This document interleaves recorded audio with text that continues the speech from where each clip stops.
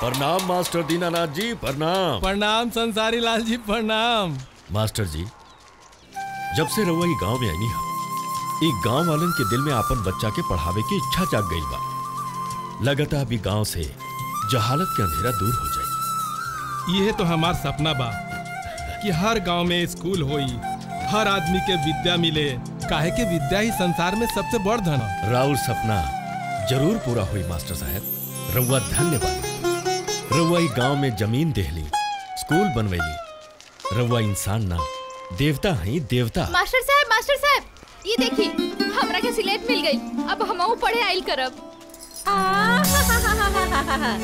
महारानी, तू पढ़ाई करबू? अगर तू पढ़ाई करबू तो सारे घर के काम कर तुहार बाबूजी करिए। तुहार माई तो मर गई, बाकी हम इतना आसानी से ना मरे वाली बानी, बुझलू? चल फेंक अपन सिलेट, चल कर, चल। अरे भगवान, अगर ही पढ़ेगा चाहती है कि पढ़े देना। अरे रउआ तो चुप ही रही, तोहरा से तो कोई काम ना हो सकेला।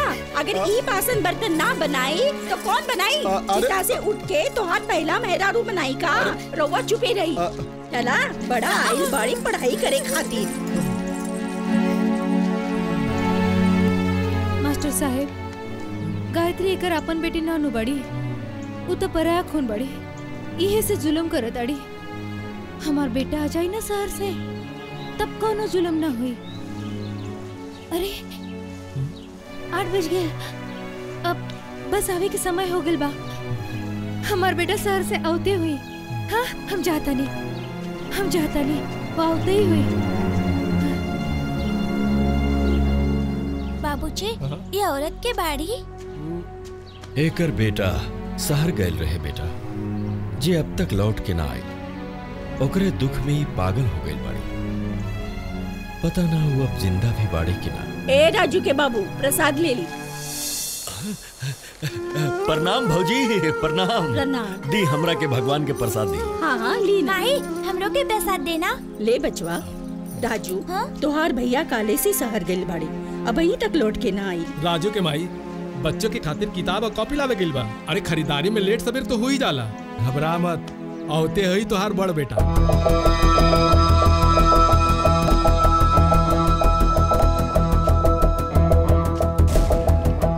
वनराज, ये हथियार ना, कयामत बा, कयामत। वाकई खतरनाक बा। यही खातिर तो हम 1 करोड़ के हथियार मंगौले बानी। असली हथियार तो ई है सिन्हा जी। इतना हथियार?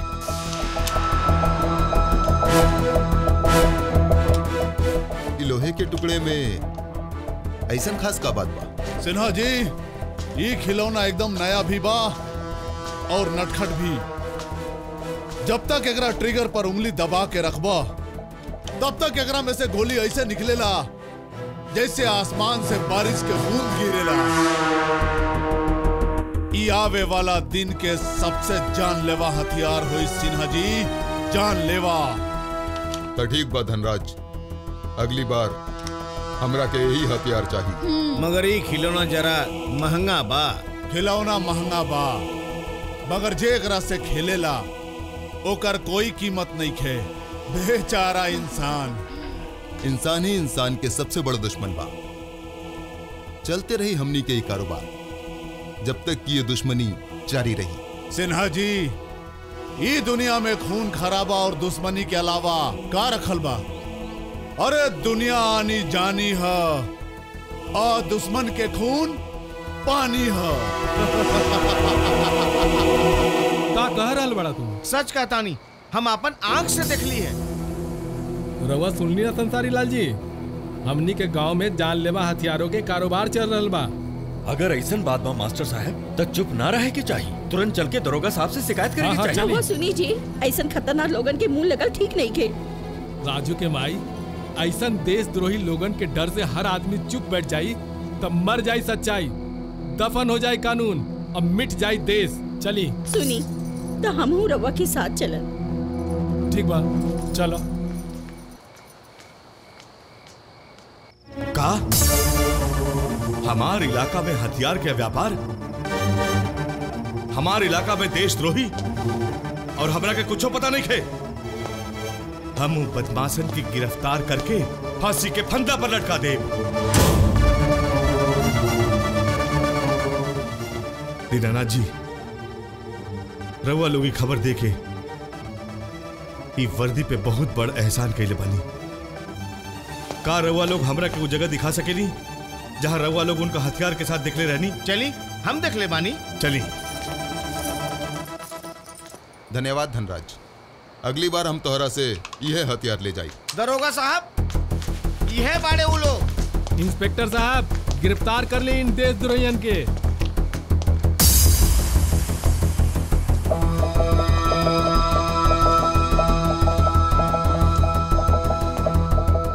ई बड़े मास्टर साहेब, आई बड़े रमेश, रउआ लोगन के हथियार के सौदा करते देख ले रहले ई लोग। बेचारा बड़ बदनसीब बड़े। वर्दी में कानून के गद्दार तो हर जमीन मर गई बाड़े इंस्पेक्टर, बाकी कानून अभी जिंदा बाड़े। हम शहर जाइब और विधायक से मिलब, तो हर हाथ में हथकड़ी और गले में फांसी के फंदा लगाई। चलिए संसारी लाल जी।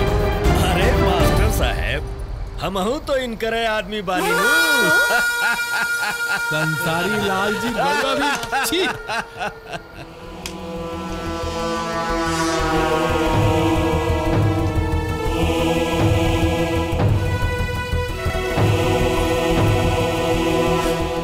मास्टर, दुनिया आनी जानी है, आ दुश्मन के खून पानी है।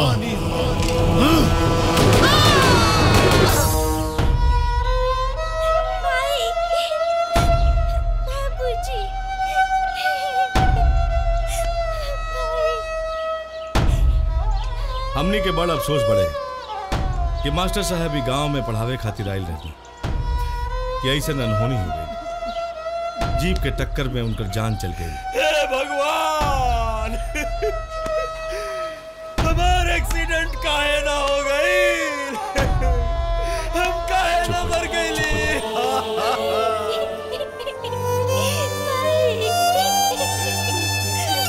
चुप हो जाए।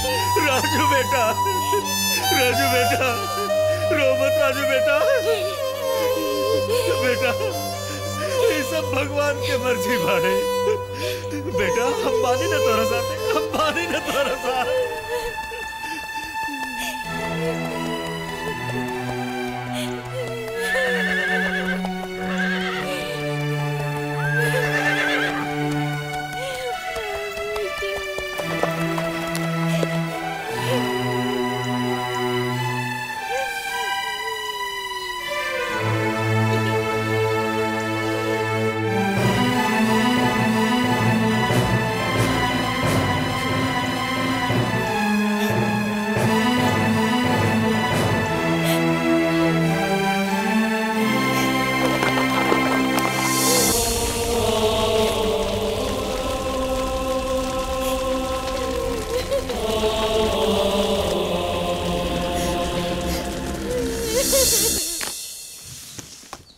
धनराज, ये रहल तोहर हथियार के बाकी के पैसा।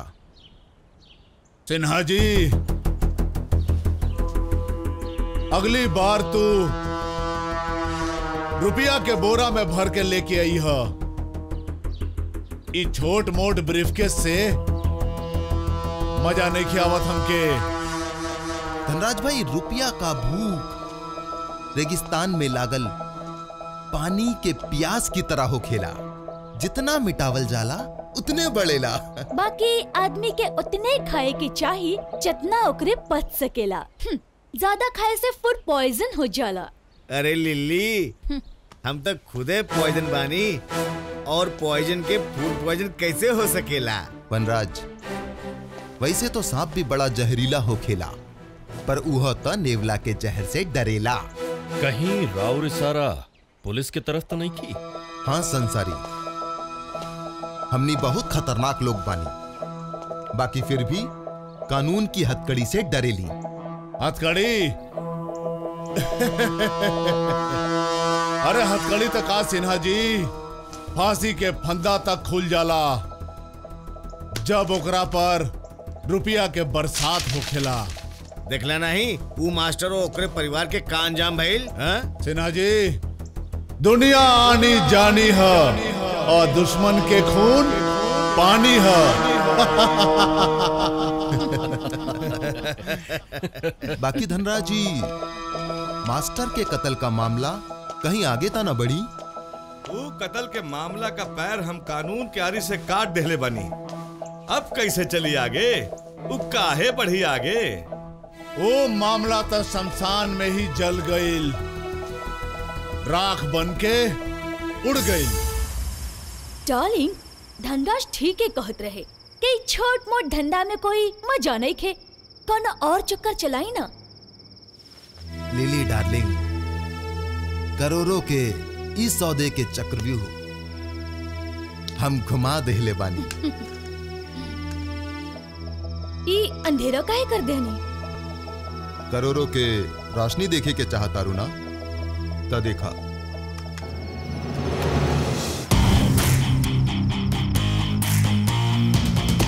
यूं 5 उंगलियां हाँ कि जब मिल जाई ता ऐसन फौलादी भूसा बन जाई कि अगर वक्त के मुंह पर पड़ी तो वक्त भी उधर के रास्ता बदल ली ही, बुझलू। अब हम ये 5 के बल पर आपन अगला शिकार करब। आई आई आई, कब से हम राहु सबे के इंतजार करतानी। इनके सास ससुर अभे अभे वकील के पास गए बड़े, उनकर आवे से पहले हमनी के अपन काम कर लेवे के चाहिए। आई आई आई, ये है तिजोरी।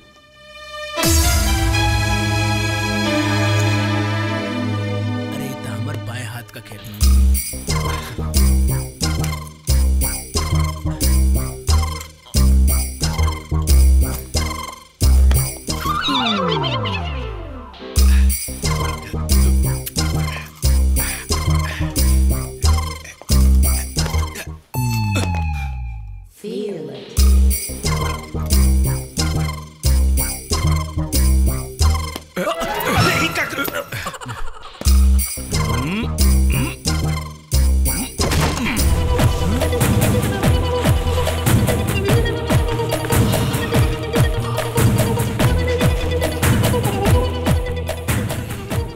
खाली रुपया बा, वसीयत के कागजात कहाँ बा?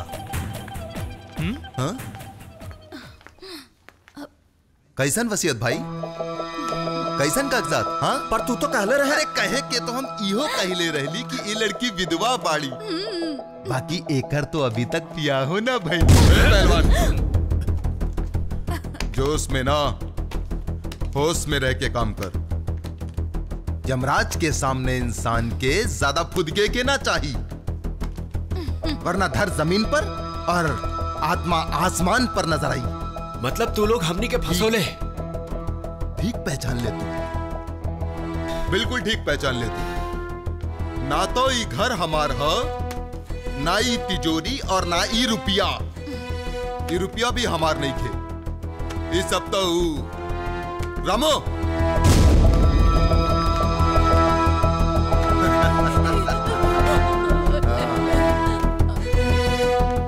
ये सब तो इनकर है, इनकर।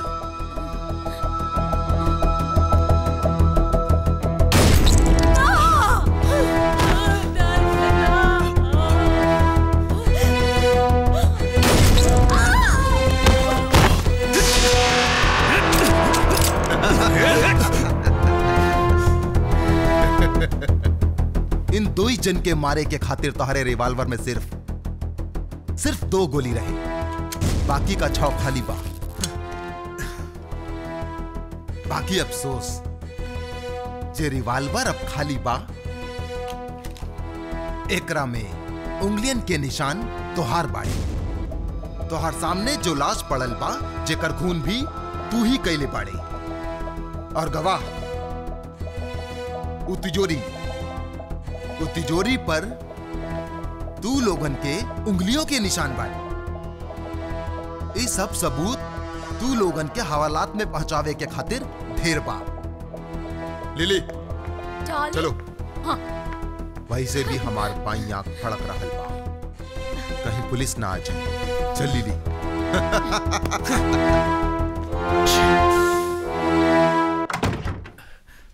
अरे बाप रे, अब क्या करे कोई? जल्दी चल।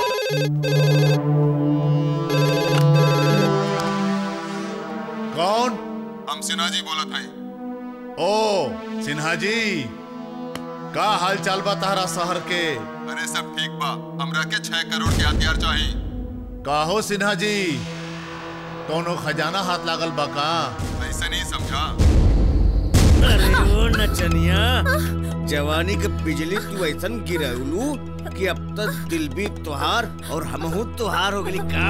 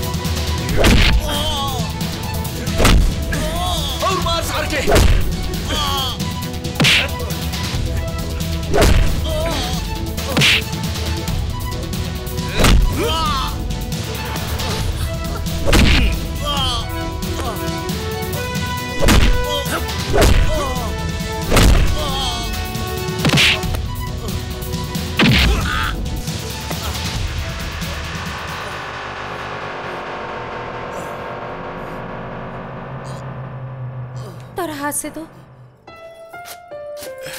ढेर खून बहाता। जरा सा खूने तो निकला था। अगर तोहरा के बचावत हमार जान भी चल जाई तो हम समझते कि हमार जिंदगी सफल हो गई। अरे वाह वाह, अरे तू लोग खाली हमरा के कहला कि सुधर जा सुधर जा सुधर जा, पर यही तो ही फिसल रहल बाड़े। अब बतावा। अरे भाई तोहरे तरह एक टेम्पोररी रिस्क नहीं खे। अबे ओ तो काई परमानेंट है। ये सब तो ठीक बा, बाकी एक बात बा, आज हमनी के दोस्त पहला बेर कोनो लड़की खातिर अपन जान के बाजी लगा देले बाड़े। कहा हो? हाँ भैया, लड़की के देख के तो ऐसे बिदक जात रहे जैसे जंगल में कोनो भालू देख ले बा। बाकी अब तक लड़की के साथ ऐसे चिपकल बा जैसे लिफाफा के साथ स्टैम्प। चला तू खाली इनकर हाथ में पट्टी ही ना बल्कि रिश्ता के एगो पवित्र डोर बांध देले बाड़ू। वैसे लड़का बुरा नहीं खे। रउआ इनकर बारे में सोच सकेलू। ऐसे भी तुहार जिंदगी में एजा बाका। देखी आज तो हम आपके बचा लेनी, बाकी कल के बचाई। ठीक कहा तानी रउआ लोग। हम जानत तानी कि हमारी इज्जत और जान दोनों खतरे में बा, लेकिन हम मजबूर बानी। एक काम छोड़ के हम कहवा जाए। कौन बा हमार? ऐसन काहे सोचा तारू? अब तक तू हमार दोस्त के जान बन गई बाड़ू। एकर चाहत और अमानत बाड़ू। अगर तोहरा के मंजूर होई, हमनी पे भरोसा होगी तो छोड़ दाई काम और चलता हमनी के साथ कहवा जहाँ हमनी चलब। भैया छोटका, छुटका ई का हो गल तो के? शिकार पर कोनो जंगली जानवर पंजा मार देलस का? जानवर ना भैया, होटल में 5 लड़का सन मरले हैं, खूब मरले भैया। का तोके मरलस? हमरा भाई के मरलस? 5-5 लड़का मिल के मरले? कौना गांव के लड़का रहे रे वो? गांव के ना भैया, कोई शहर के लागत रहे भैया। अबे उधर होगा, जा पता लगाओ वो कैसन हाथ है जवन भरल जवानी में अपना शरीर से कट जाए के चाहत बा। कौन है वो जिंदगी जो वक्त से पहले मर जाए के चाहत बा? कौन बा वो?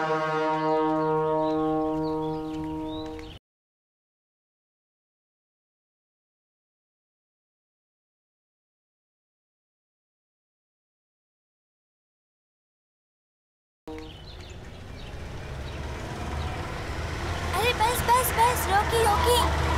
हाँ बस, ये हमारा गाँव है। रोकी रोकी। हाँ बस, यहाँ रोकी।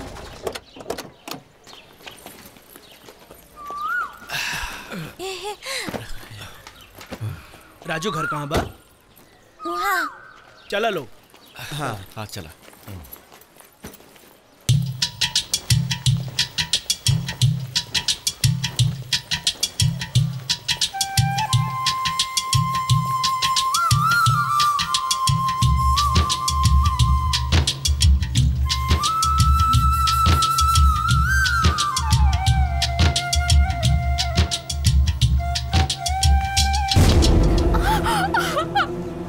जक्का देखा तारू, आंखें फोड़ दे तुहार, समझ लो।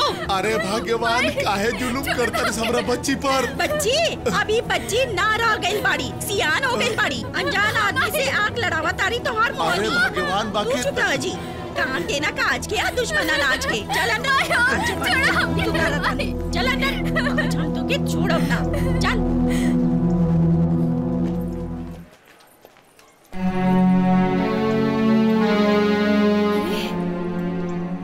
बेटा आ गए। हमारा बच्चा, हमारा बच्चा, हमारा बच्चा, हमारा बच्चा आ गईला तू, आ गईला तू। अरे बाकी शहर से आवे में इतना देर काहे लगा देला? हाँ, ये गांव के सभी लोग कहत रहे हमारा बेटा आए भी न करी, पर हमरा के विश्वास रही कि हमारा बेटा आई, एक दिन जरूर आई। हमारा भरोसा जीत गए, हमारा बेटा लौट आए।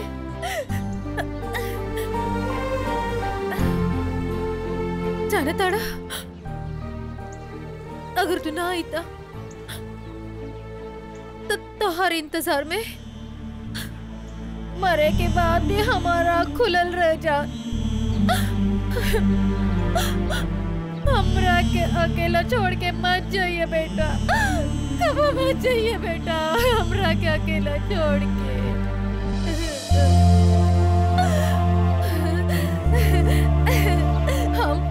हम गांव के एक घर में जाके कहा,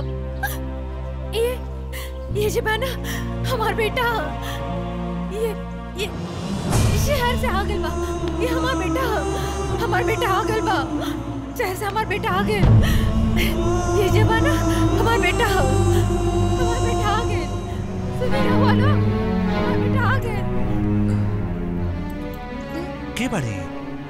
एगो बेटा रहे जो शहर गई रहे, जो अभी तक लौट के ना आई। ओकरे गम में बेचारी पागल हो गई बाड़ी। चलो।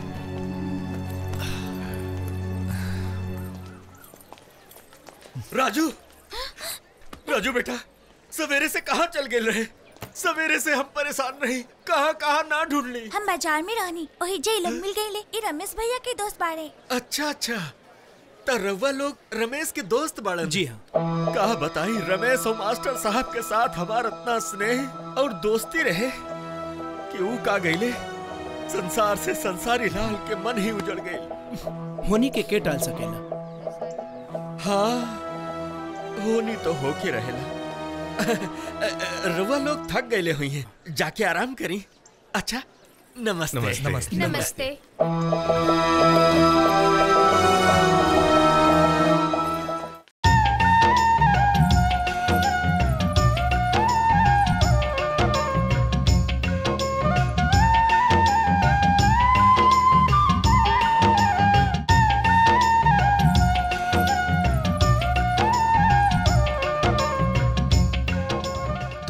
अच्छा बांसुरी बजावेला। ये बांसुरी बाबूजी शहर से खरीद ले रहे। और अभी तक संभाल के रख ले बाड़ा। ये बांसुरी बाबूजी बजावे के सिखावत रहे। बाबूजी त ना रहलन, बाकी उनकर निशानी रह गई। तू चिंता मत करा राजू, हमनी बानी ना। अब तो हमहू बानी। तू कभो अपना के अकेले मत समझे बेटा। हाँ, अब तो हमार बेटा भी आ गए बड़े। देखा, जब तक हम जियत बानी ना, तू लोग कौनो बात की फिक्र मत करी हो। अब तू लोग के खाए पिए के इंतजाम हम करब। चला बेटा अंदर, हम अभी खाना बना देता नहीं।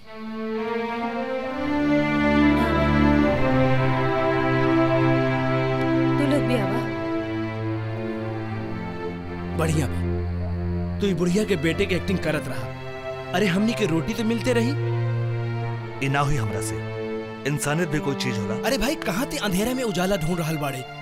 इंसानियत मर गईल बा और वफादारी खाली कुकुर में रह गईल। आवा तू लोग, खाना तैयार हो गई बा। चल चल। आज ढेर दिन बाद अपन लाल के अपने हाथों से खाना खिला रहल बानी। अरे तू लोग हमरा के का देख रहल बड़ा? खाना खा लो तू लोग। रवा भी खाई ना मौसी। मौसी? हम तो हर मौसी नहीं खे बेटा, माई बड़ी बुझला। अच्छा ठीक बा, तू हो खा। बेटा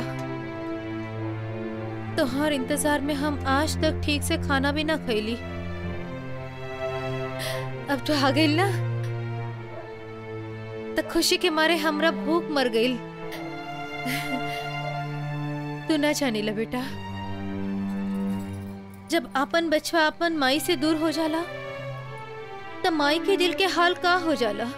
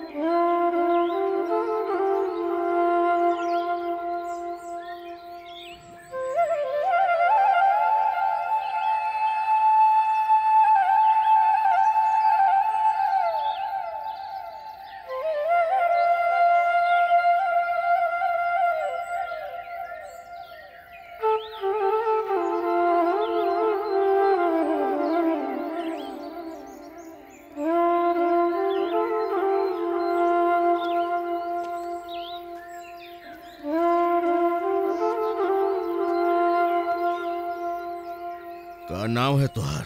राजू। बहुत अच्छा बांसुरी बजावेला, बजावा ना।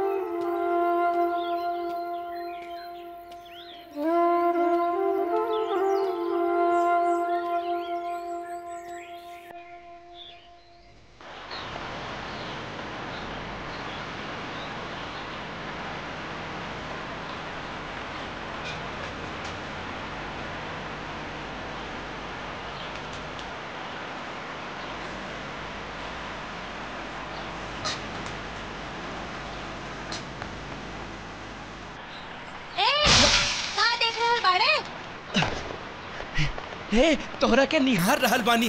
कौन कहा था कि भगवान नहीं खे? अरे हमरा के कुछ हो गई बा। हो गई? चमत्कार हो गई, चमत्कार। कल रात तो हमार सपना में आयल रहलू। का? हम? हाँ, और आज पनघट पर। अरे ये तो कहले रहलन।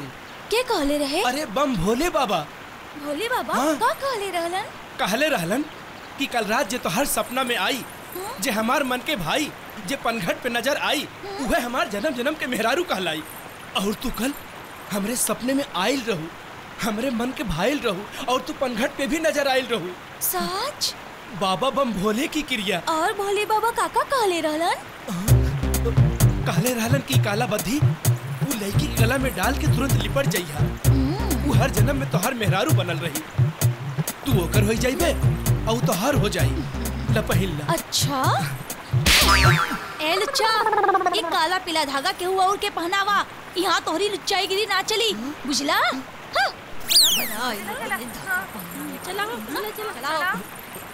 बहुत जोर से मरलस। यार ई गांव में जियल कोनो सजा से कम नहीं खे यार। और ई सजा हमनी के दिले बा उ साला सिन्हा। अरे भाई ये भूखा नंगा गांव में रखल का बा यार? अरे यार तू लोग एकदम सच कह रहा बाड़ा। ना तो एजा केहू के पॉकेट मार सकीला और ना ही अंगूठी और चेन। हमरा तो बुझाता है कि हमारा अंगुरी में जंग लग गई। बिल्कुल ठीक कहा तारा तोहनी, एकदम गलत जगह पे आ गई बानी। अरे यही जो हरियाली में भी सूखा सूखा नजर आवता। यही जो कोनो लड़की भी नहीं खे पटत यार। आज तो ऐसा हाथ पड़ल बा जैसे 9 मन के हथौड़ा। अबे सरवा ते ना सुधरबे। हाँ आगे लेना खा के थप्पड़। अरे जब देखा तब लड़की के बारे में सोचत रहेला, कभी गांव से निकले के बारे में भी सोच। अरे एकरा के सोचे के का बा? पटना में जौन डकैती और खून के केस चल रहा बा वो 2-3 महीने में ठंडा हो जाई, फिर चले के पटना। ए भैया और 2-4 महीना ई हमरा से बर्दाश्त ना हुई। हम तो चलत आनी, हम चलनी आई जा से।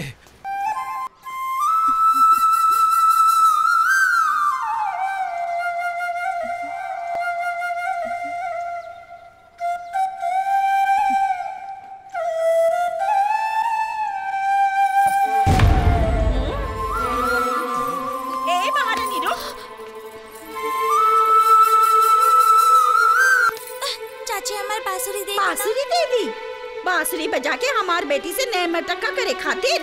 हाँ, ई ले तो हर बांसुरी। हाँ।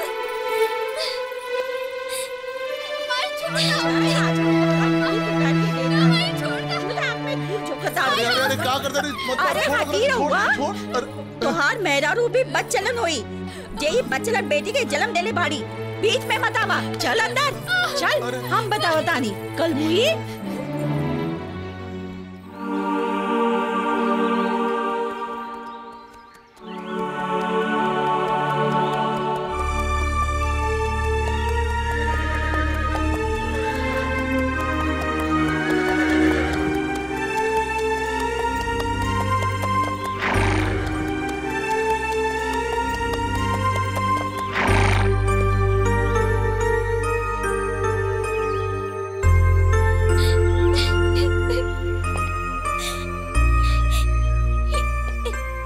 का बात है बचवा, रोवत का है बाड़ा?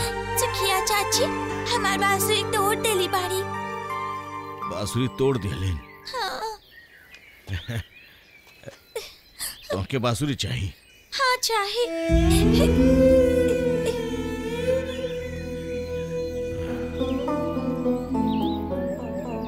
बांसुरी रउआ के पास?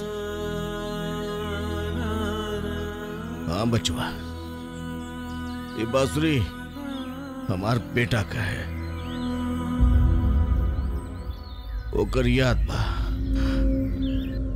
माई माई। अरे वाह, हमारा राजा बेटा आ गए स्कूल से पढ़ के। अच्छा ये बतावा, आज तोहर स्कूल में का पढ़ाई भइल? खूब लड़ी मर्दानी, वो तो झांसी वाली रानी थी। अरे वाह, ऐसे ही मन लगा के पढ़ी है, अब बड़ा होके डॉक्टर बनी है।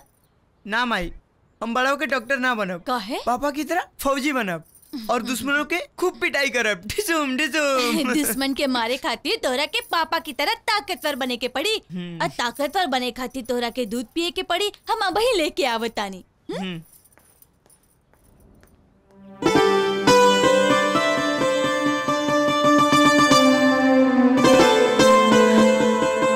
बांसुरी माई, ई बांसुरी के लाइल ह? तोहर पापा भेजले बाड़े राकेश चाचा के हाथ। अब सवाल कम करा और दूध फटाफट पी जा, बुझला?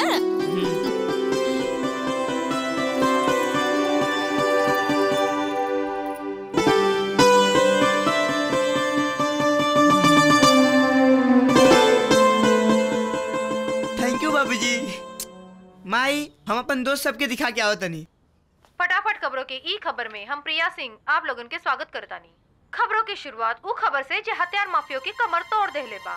आज सुबह 3 बजे एसएसपी के जवान धर्म प्रताप सिंह ने अपन जान की बाजी लगा के सीमा रेखा के पास हथियारों का बड़ा जखीरा बरामद कैले बा। भारतीय फौज एकरा के बड़ी उपलब्धि मान रहल बाड़ी। उन हथियारों में दर्जन भर AK-56, दर्जनों ग्रेनेड, 1000 हथगोले और लगभग 3000 जिंदा कारतूस मिलल बाड़ी। भारतीय जांच एजेंसी ई हथियार माफिया धनराज के हथियार बतावले बाड़े और गंभीरता से एकर जांच में जुट गई।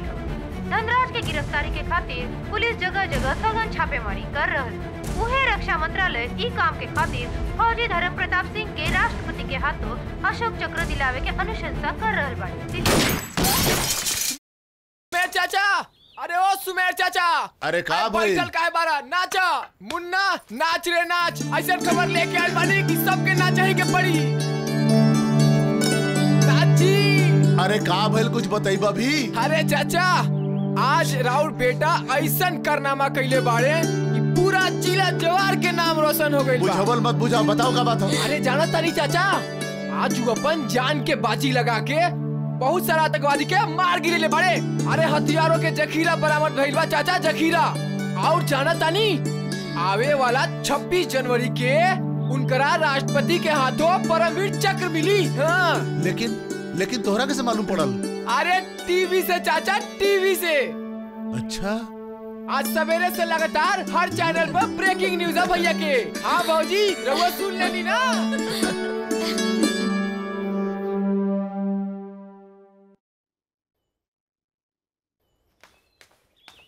दादाजी, बाबूजी कब आई हैं? बेटा अब से ठीक 2 घंटा बाद। ठीक है दादाजी, हम ही टेप में रिकॉर्ड कर दनी। हम बजाओ तनी और एकरा बाबूजी के सुनाई। बाबूजी खुश हो जाएंगे। इली दादाजी पकड़ी। ठीक बा बेटा।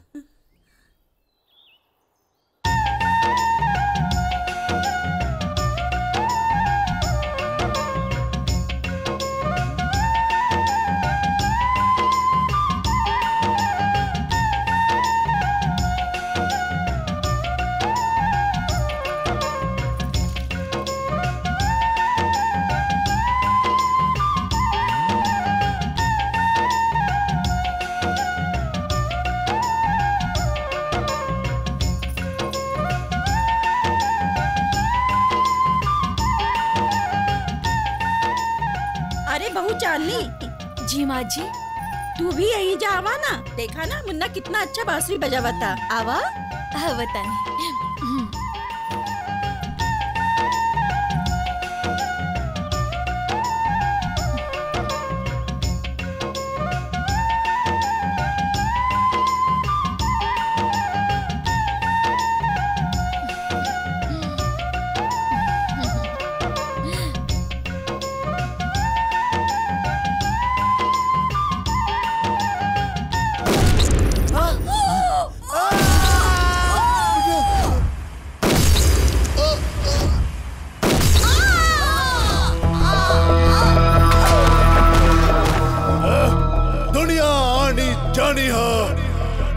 दुश्मन के खून पानी है।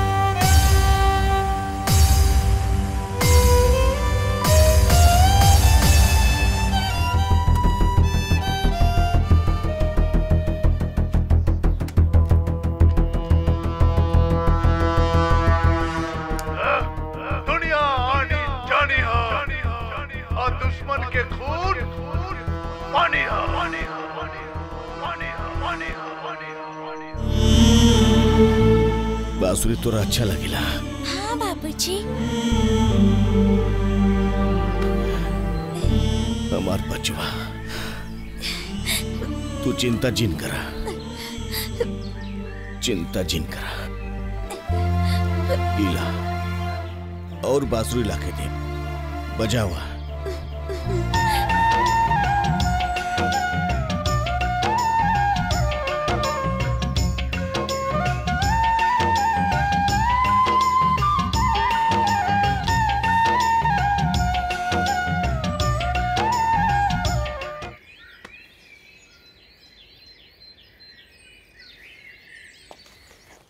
ए तिवारी, हम तोहरा लोग के कितना बार बोलनी हा कि जाके देखा वो पांचों शहरी लौंडा कौन गांव में सांप की तरह कुंडली मार के बैठल बड़े सन। साहब हमनी के आसपास के सब गांव छान मरनी सन, लेकिन वो पांचों लेखन के कोनो खबर ना मिलल। रामपुर में देखला? यस सर। सोनपुर में? यस सर। हाजीपुर में? यस सर। और बसंतपुर में? नो सर। जा जाके हो जा भी तलाश कर, चल। यस सर। भगचोंधर।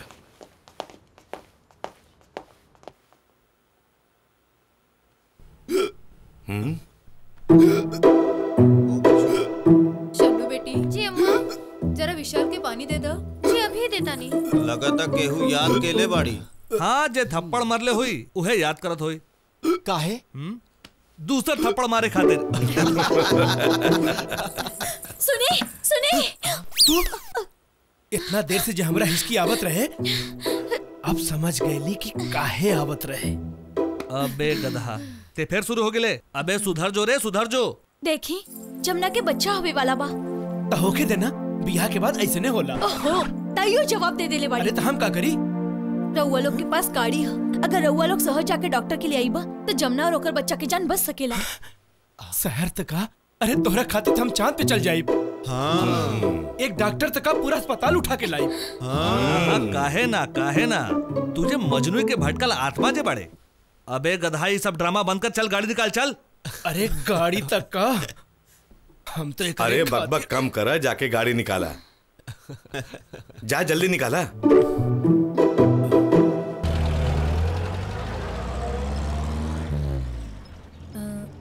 चला बेटी, हमनी के जमुना के यहाँ चले के चाहिए। चलिए चलिए।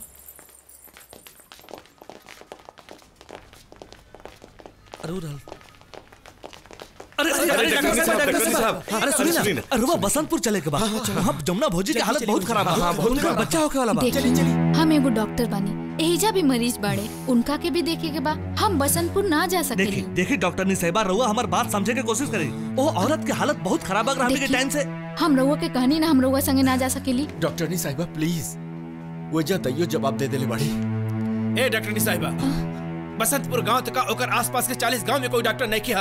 अरे यही से तो हमनी। तो एकरा में हम का कर सकेनी? अरे भाई, ऐसे ना। अरे छोड़ो हमरा के। अरे चले छोड़िए हमरा के। अरे सलाम सेवा बात। चला चला। चली आए उतरी। चलिए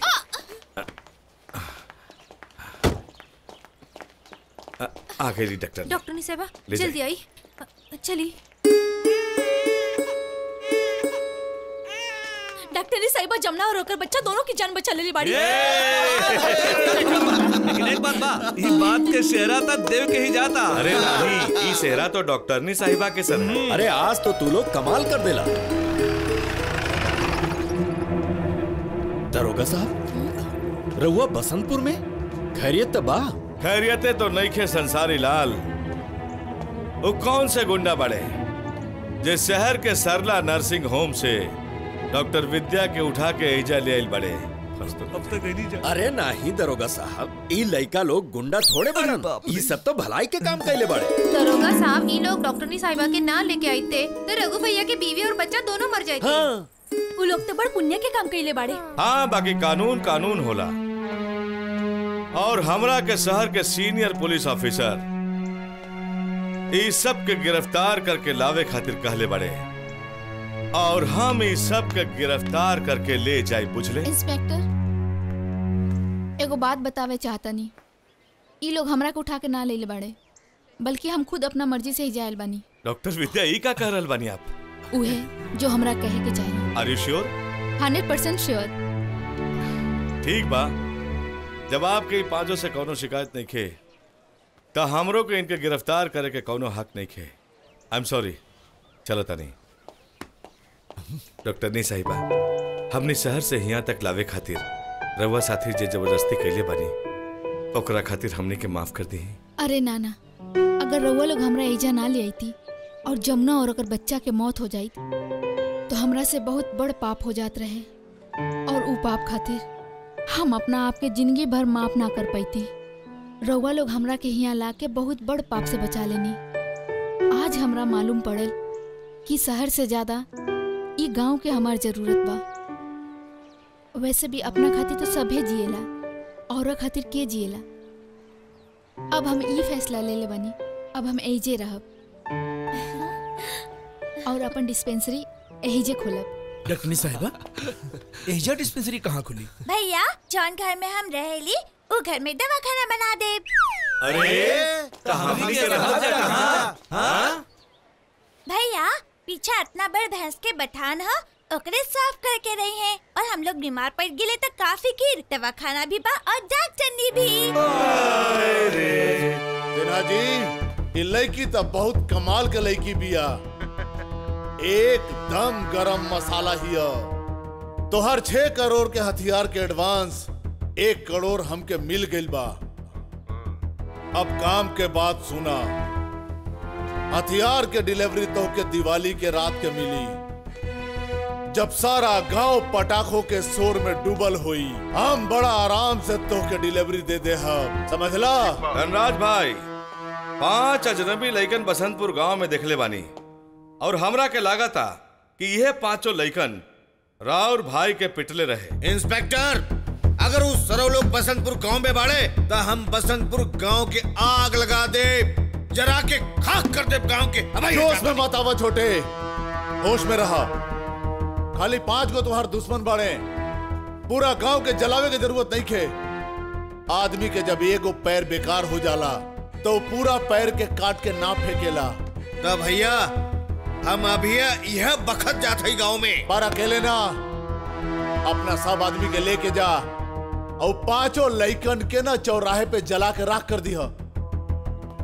काहे कि दुनिया आनी जानी है और दुश्मन के खून पानी है।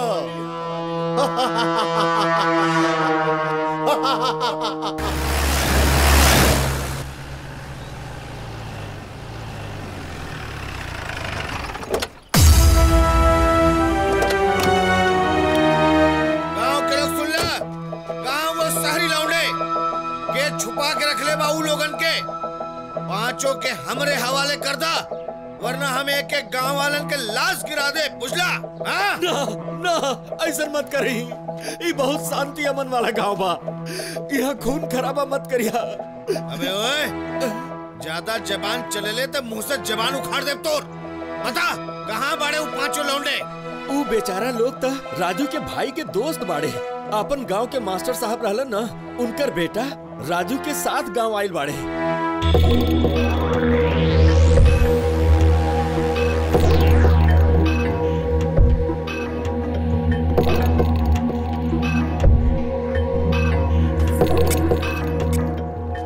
कुकुर कहीं का, हमार बेटा के मरबे तू? हाँ, हमार बेटा के मरबे तू?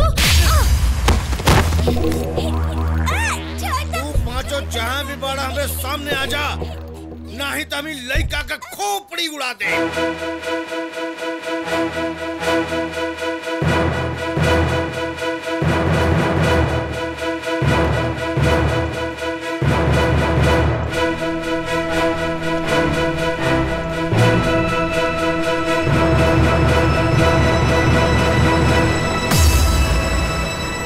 भाई चलने हमरा के आज एक एक चोट, एक एक जख्म और बहल खून के एक एक कतरा का हिसाब ले, और वो हाल करके छोड़ब कि ताकत, हिम्मत और दिलेरी का सब नशा उतर जाए। हाँ, अगर तू लोगन में से कोईयो भी हाथ उठावे की कोशिश कैलस तो हम ही बच्चा के जान से मार दे।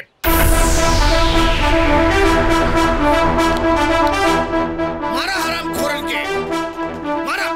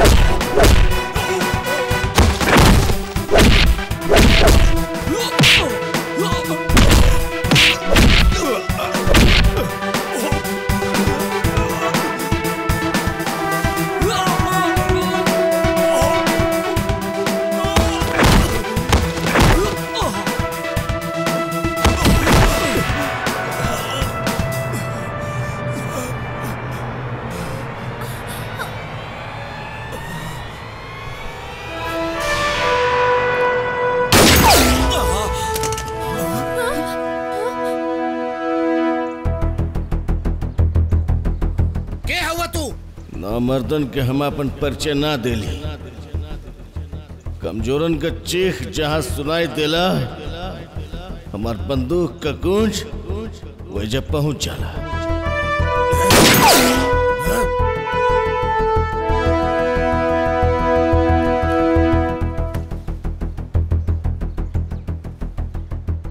ये 5 हुए तो 25 दम हुए तो निपटला।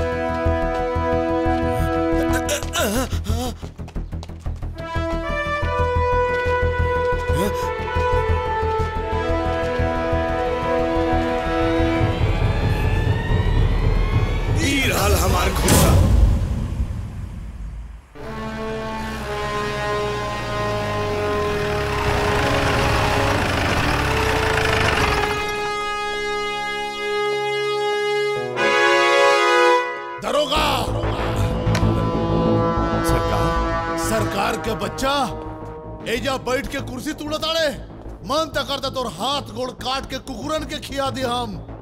बाकी भाईल का सरकार जौन 5 के तू पता लगैले रहले ऊ तो हमार दुश्मन रहबे करल, मगर ये छठा दुश्मन कहां से पैदा हो गई जे हमरा आदमी पर गोली चलैलस।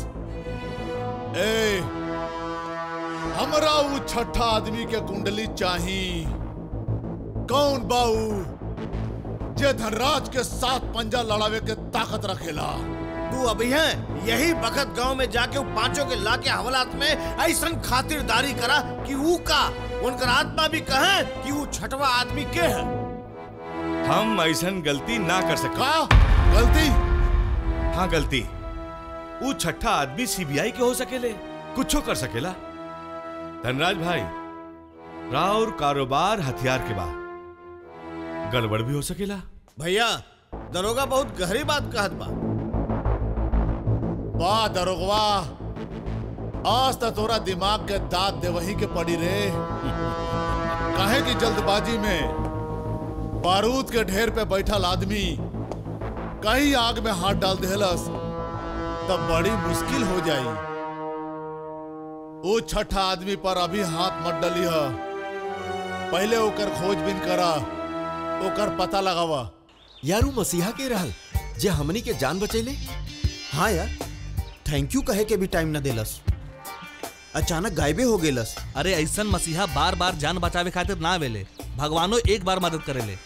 हमरा के तो गांव बहुत खतरनाक बुझाता भाई। इहे खातिर तक कहा तानी यहाँ से निकल ला शहर की ओर। हाँ, शहर में तो फूल वाला लेके पुलिस खड़ा बड़ा हमने के स्वागत खातिर बुड़बक जैसन बात करता। अरे भाई, शहर में दफा 302 के तहत फांसी मिली, आंख बाहर और गला खींच के 2.5 फीट लंबा हो जाई ऐसन। अरे भाई, ओजा भी मौत ऐजा भी मौत, फिर इस सरवा मौत से का डरेगे बा? ए भाई, तू तो न पूजा से प्यार करेला और न ही केहू के पटावा तारे। अरे तू का जानेला जिंदगी के कदर। हमरा के ढेर सारा लेकी पटावे के बा, बहुतों के दिल देवे के बा। हाँ, और बहुतन से थप्पड़ भी खाए के बा।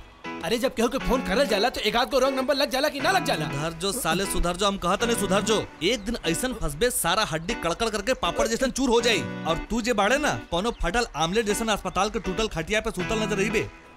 देख, तोर भलाई खातिर कहत नहीं, केहू एक के अपना ले और अपन घर बसा ले। अब आगे तोहर मर्जी भाई, हम तो तोहर भले खातिर कहत। अच्छा, अबे तो तू काहे नहीं करत पूजा से बिया? अरे हमर मर्जी यार। अबे उ लड़की तहरा खातिर शहर छोड़ के गांव आ गइल, तू है क्यों करे के घासो नहीं के डाला? अबे देख, अब तो मंगलसूत्र डाले के पड़ी। अरे मंगलसूत्र तक का? हम तोरा खातिर बाबा बम भोले का इतना लंबा काला बत्ती लेके आईली, बाकी तू तो पहनबे ना कइलू। अच्छा अच्छा अच्छा अच्छा, त इहे बाड़ी जे तोहरा के थप्पड़ मार ले रही। थप्पड़ तक का? हम तो अपन होखे वाले मेहरारू खातिर जहरो खाली। तो कहले तोहरा से ना। अरे हम तो अपन होखे वाले मेहरारू से कहता नहीं, बनबू हमार मेहरारू। प्रणाम जजमान। ओह, पंडितो लेके आइल बाड़ू? ई पंडित तोहरा खातिर ना, विजय के खातिर आइल बा। हमरा खातिर? काहे रे? अपन ब्याह की बात अपन माई से छुपावता रे? का? हमार ब्याह? तोहर दिल के बात ई हमरा के बता दिले बाड़ी। पंडित जी, लड़की का नाम विजया हो, जल्दी से लगन के शुभ मुहूर्त निकाली। मगर लड़की के बिया? अरे मौसी, मौसी काहे के फसावत तू मौसी? कितना बार कहनी हो कि हम तोहर मौसी ना, तोहर माई होई। कहे रे, माई कहे में तोहर मुंह दुखाता का बेटा? ना। हाँ, हम तोहर माई है बेटा, माई। हाँ, और ई हमार बहू बाड़ी। तू ब्याह कैले और ब्याह के बाद जौन कुछ हुए हमनी देख ले। अरे तू केकर बात में आ गेलू? ई तो एक नंबर के हुआ लोग। हमरा के भोली भाई लड़की के धोखा दिल बिल्कुल पसंद नहीं खे। पूछला अपन दोस्त है, हमार बेटा केहू के धोखा नहीं खे दे सकत। अरे पंडित जी, लगन के अच्छा दिन बताई ना। ग्रह के अनुसार दशहरा के एक हफ्ता बाद पूरा 1 महीना शुभ मुहूर्त बा जजमान। अरे ब्याह हो सकेला। का बक रहल बाड़ू तू? आँख से जे देख ले बाड़े से नाजू उहे बतावतानी। वो पांचों बसंतपुर गांव में डेरा जमा के बैठल बाड़े और वक्त और हालात ने धनराज और पांचों के बीच जबरदस्त दुश्मनी के बीज बो देले बा। दुश्मनी के बीज के और पनपेदा एक खतरनाक जानलेवा दुश्मनी के पेड़ बनेदा। फिर देखी हा दुश्मनी के उ पेड़ के फल हमनी कैसे खातनी जा। तोरा के तो होटल वाली मिल गई, तहरा के तो कुम्हारिन और तहरा के तो डॉक्टरनी मिल गई। अरे भैया, तहार तो शहर से आ गई। अरे हमरो ला कौनो चक्कर चलाओ यार। चल जाई। केकरा से? वही से जेकरा हाथ से थप्पड़ खैले रहे।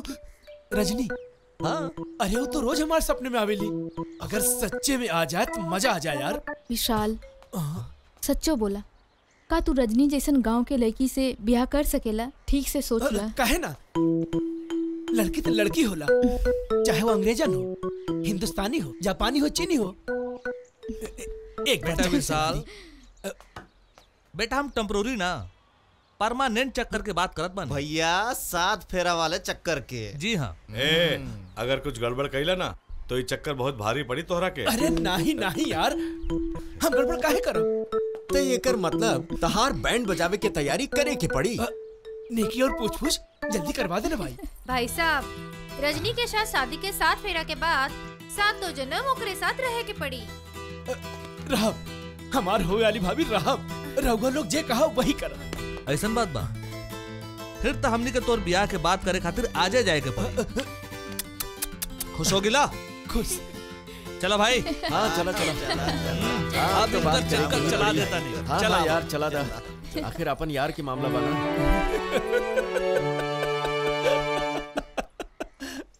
तू सच्चे भी? अरे सब तो उल्लू के पट्टा बाड़े। हमरा तो हजारों लड़की के साथ हजारों चक्कर चलावे के बा। इस 7 फेरे वाले चक्कर में हम ना पड़े वाला बानी। हम तो एक भौरा हई। का कभी भौरा भी एगो फूल पे ठहर सकेला? बुझला? ना। नहीं? ठीक बजा।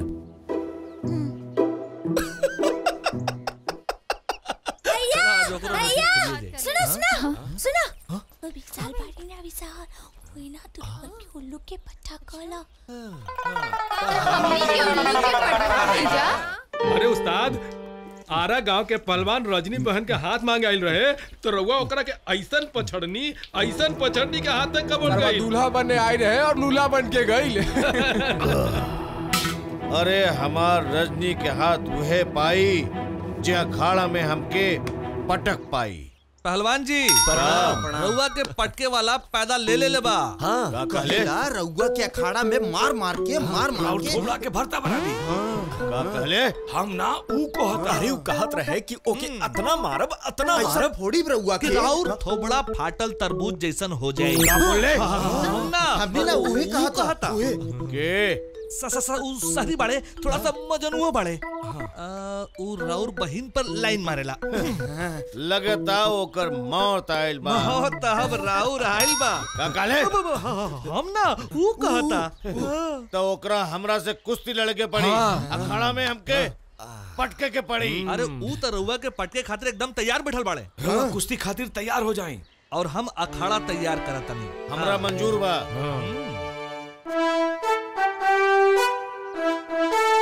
आवा इधर। ई चूहे का तो हम मच्छर की तरह मसल दे। उस्तादों के उस्ताद पहलवान बलवान सिंह उर्फ खंबा उखाड़ के साथ लड़ दे। लड़बो करब और पटकबो करब। रजनी बहन से शादी करवे। अरे पहले तोहार हड्डी तोड़। बेवजह मर जइबे। उस्ताद, आज तू हमरे हाथे मर जाइबा। हम? हाँ उस्ताद बलवान सिंह बाड़े ना तू। खंबा उखाड़ के आज तो हर तंबू उखाड़ के ऐसन बम्बू लगाई। कौन हमरा तंबू उखाड़ी और के हमरा बम्बू लगाई? रउआ के बानी? हम हैं रजनी के भाई पहलवान बलवान सिंह उर्फ खंबा उखाड़ के। अरे तो रउआ बानी रजनी के भाई। अरे हम तो डुप्लीकेट के साथे लागल रही। अरे सरऊ सपना दिखा के इस साल के साथ भिड़ा दिले। ए भाई तू लड़ने ना। बाबू रजनी तोहरा के चाही ना? नहीं। अब बोल, दोनों दोसर लड़की की तरफ नजर उठा के देखबे। अरे जिंदगी भर आँख में पट्टी बात के रहा रे। लड़बे हमरा से। अब बोल, हमने उल्लू के पट्टा आई जाना।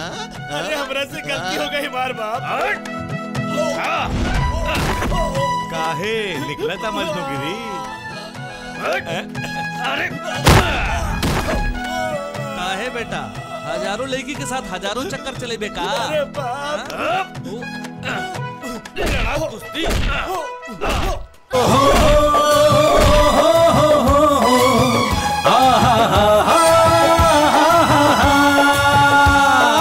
एक तरफ दुनिया ही सारी है, एक तरफ यारन के यारी है। एक तरफ दुनिया ही सारी है, एक तरफ यारन के यारी है। हर अब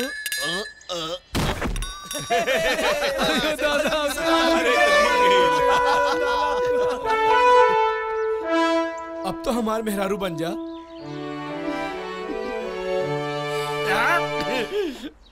हर एक बाजी हमनी जीतब, अब ता हमनी के बारी हा। एक तरफ दुनिया ही सारी है, एक तरफ यारन के यारी है। अरे चला, अच्छा भइल बिसलवा का ये अच्छा भइल, सब पे लाइन मारत रही। बेटा हम कब से तोहर इंतजार कर रहल बानी, कहाँ रहले तू?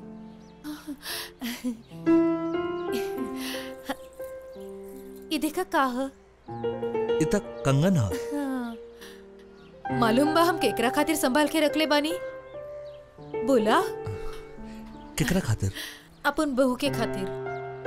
दशहरा के बाद तोहर ब्याह हुई ना, तो हमार तरफ से ओकरा के पहना दी।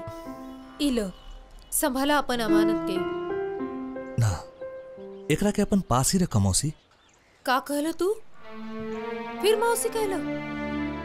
अरे कितना बार समझाइनी हो, हम तो हर मौसी ना बेटा, हम तो हर माई है। काहे रे?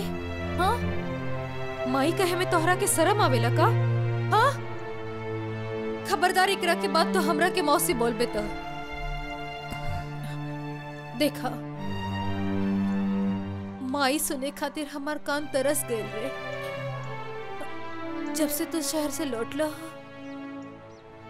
एको बार तो हमरा के माई न कहले। एक बार हमरा के माई कह दे बेटा, एक बार हमरा के माई कह देना बेटा। देखा देखा, कहीं ऐसा न हो जाए कि जौन तरह हम तोहरा के बेटा कहे खातिर तरस रहल बानी, वही तरह तो हमरा के माई कहे खातिर तरस बे। देखा, हमरा मरे के पहले हमरा के एक बार माई कह दे बेटा, एक बार हमरा के माई कह दे बेटा। हाँ, एक बार कह दे।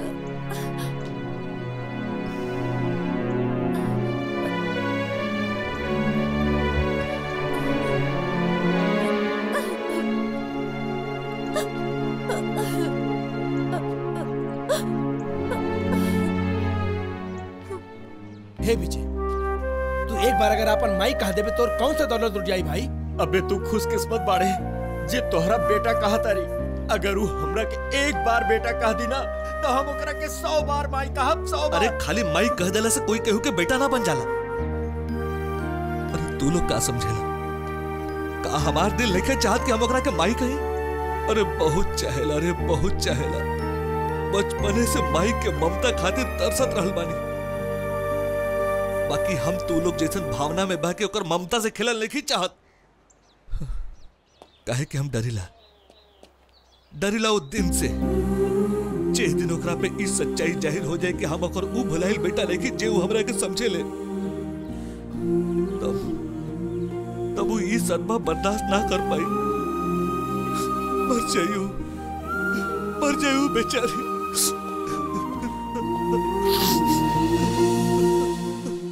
छोटे, अपन देश में अगर अशांति ना होत ना, तो ई ससुर हथियारन के ता जरूरते ना रहे। बस तू प्रार्थना कर कि अपन देश में अशांति बनल रहे। प्रणाम धनराज भाई, प्रणाम। एगो खुशखबरी लाइल बानी रउआ लोगन के खातिर।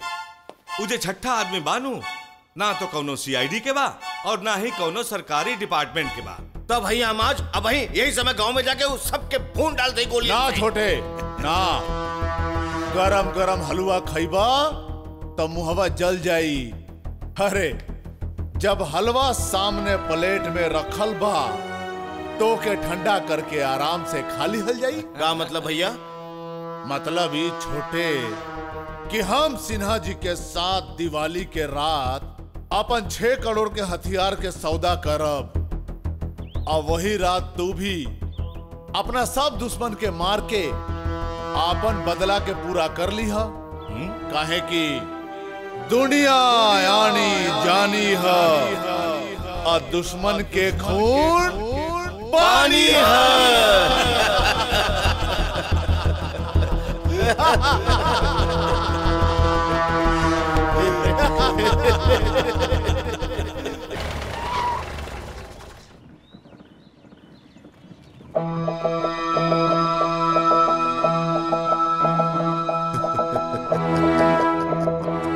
का भइल? लिली, पहले भी पांचों लड़का लोग वो तिजोरी तोड़कर हमनी के 6 करोड़ कमा के देहले बाड़े। आज फिर ही 6 करोड़ कमा के दी ही। हम समझनी ना।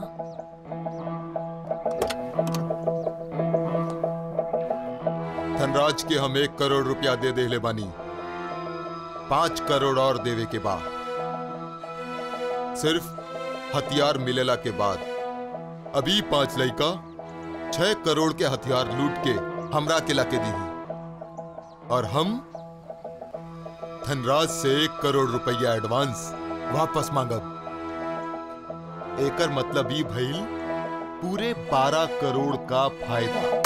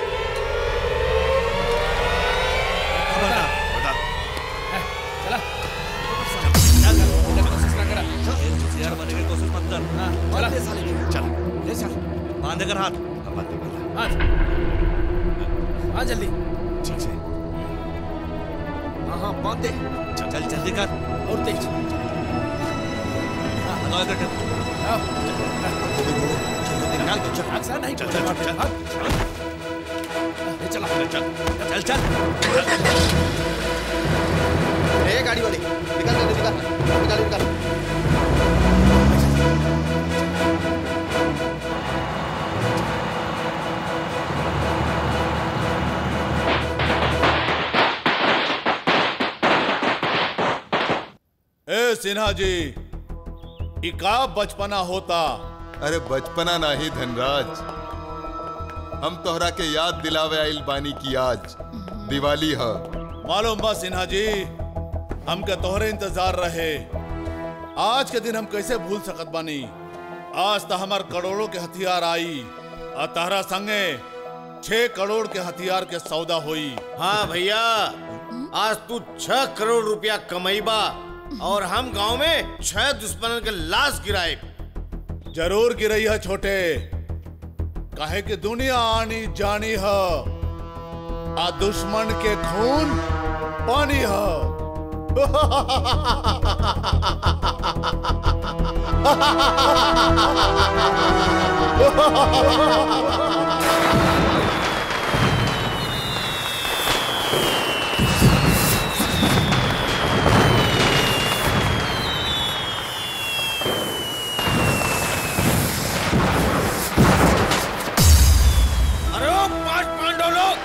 निकला बाहर।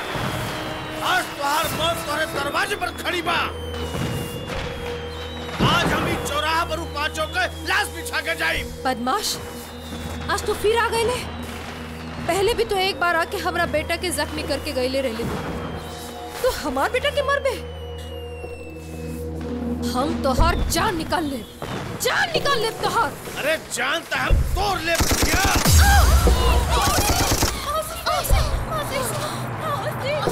अरे कहाँ छुप कर बैठल बाड़े? निकला बाहर पाचो।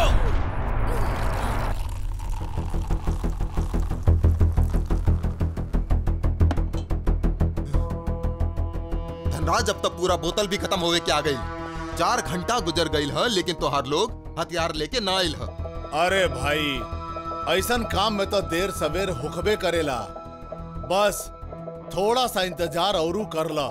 इंतजार के भी हद हो गए लगता धनराज। अब देख धनराज, हमार उल्टी आंख फड़क रहल बा। हाँ, हथियार के सौदा हमरा ना करे के बा। हमार रुपया जो है वापस कर दो।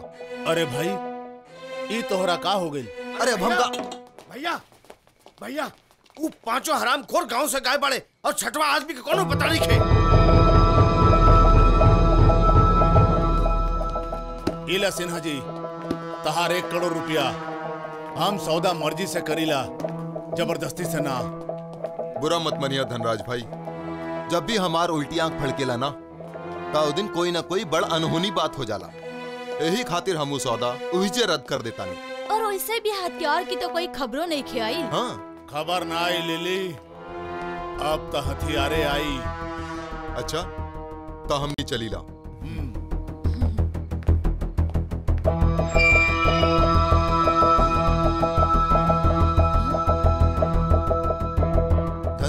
धनराज जी ई कहा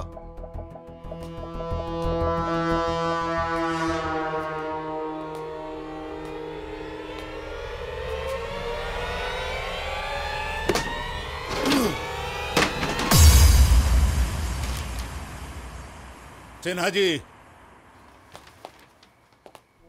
हम तो पढ़ा लिखा नहीं की, तने तू पढ़ के बतावा का लिखल बा।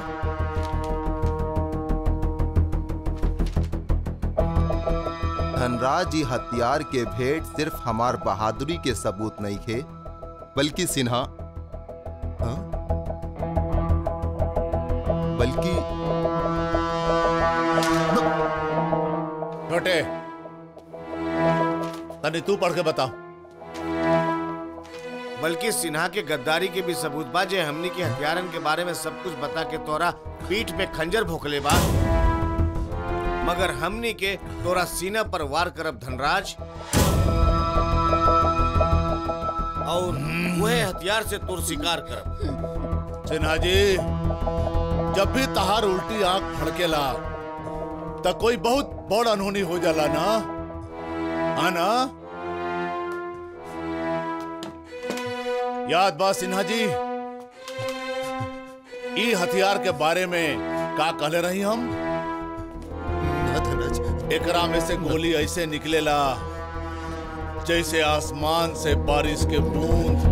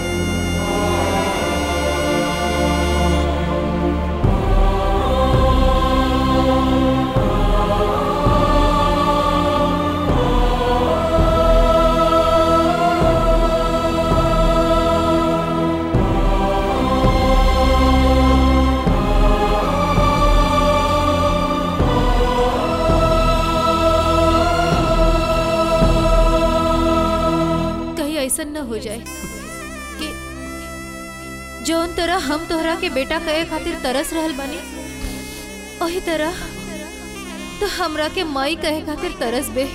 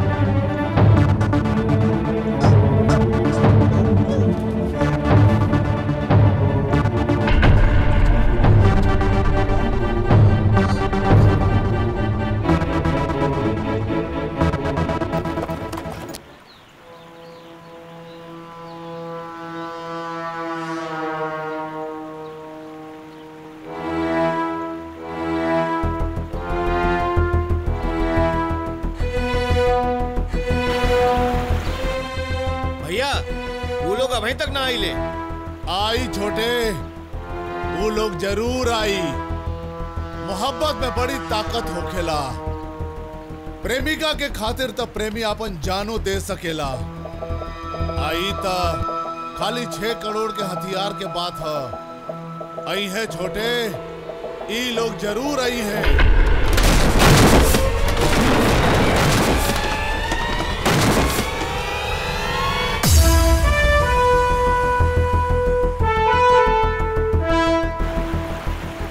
देखला छोटे, आ गई लेना आशिक। हवे ना मोहब्बत में बड़ ताकत। धनराज, ये रहल तोर हथियार। सब लड़कन के छोड़ दे। छोड़ दे हम रे, छोड़ दे हम। पहले हमार छोटे के दिल में लागल दुश्मनी के आग तो ठंडा हो जाए दा।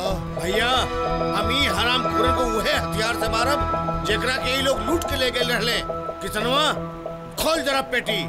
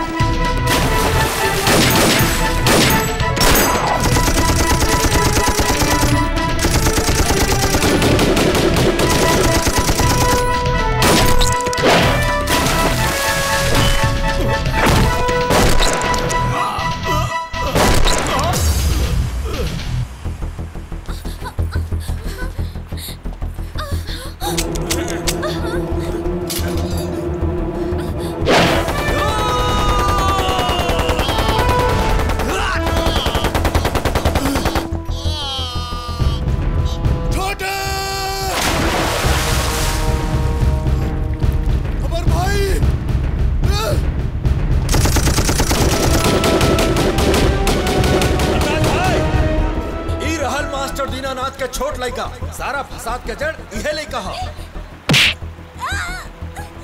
सरऊ लोग बाहर निकाल, ना तो हम लड़का के गोली मार दे।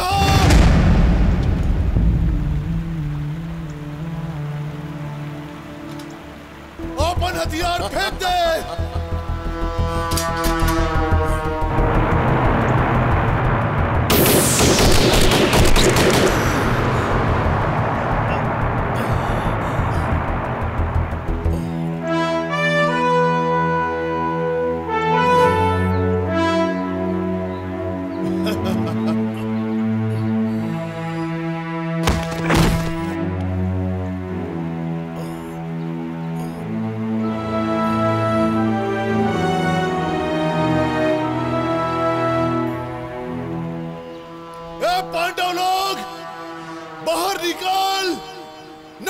बच्चा को इजे पहुंचा दे, जहां में करा भाई बाप के करा भाई के पहुंचा दे। रानी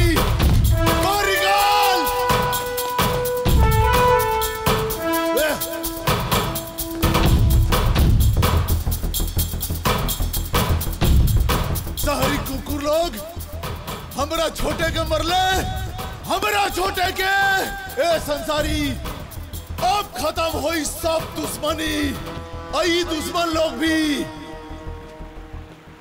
काहे की दुनिया यानी जानी हा, अब दुश्मन के खून पानी हा।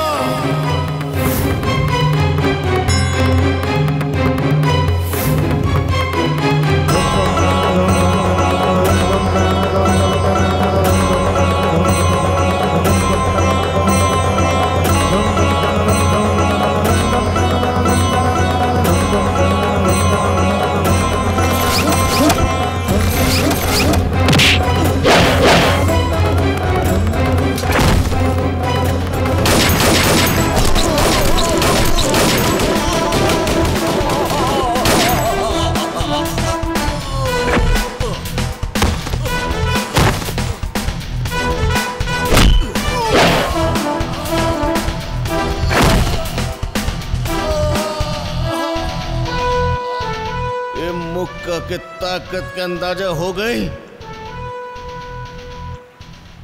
ये मुक्का में हमरे माई के शक्ति है, जेके तू पल भर में मौत के नींद सुता देले रहला।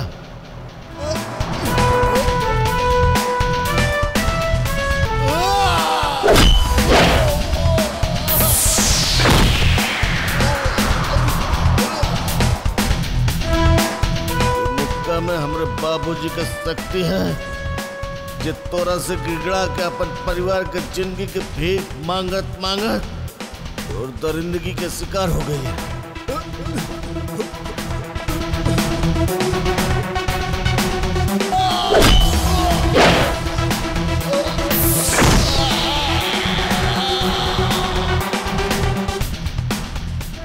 मुक्का में वो हंसत खेलत परिवार के शक्ति है, जेके तू देखत देखत इस संसार से मिटा देले।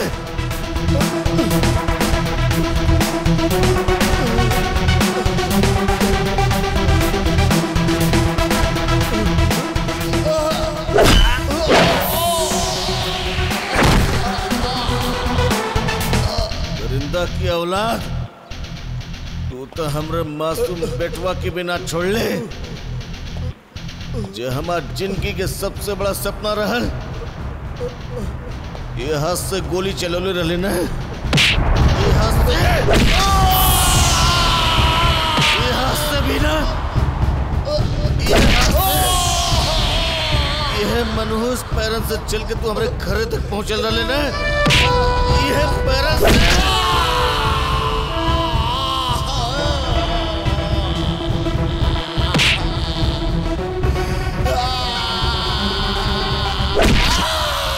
यह पैरन से चल के ते हमरे घर तक पहुंचल लेना। अदरजात, दूसरे के खून निकाले खातिर तोर खूनी आवाज जेके बोल के तू मौत का ऐलान करत रहले, अपने साथ लेके घूमत है। सुन, दुनिया यानी पानी हा और दुश्मन के खून पानी हा। आज और मौत का ऐलान हम करब। दुनिया आनी जानी है और दुश्मन का खून पानी है, लेकिन तोर खून पानी नहीं, हरामखोर जहर है, जहर है जहर।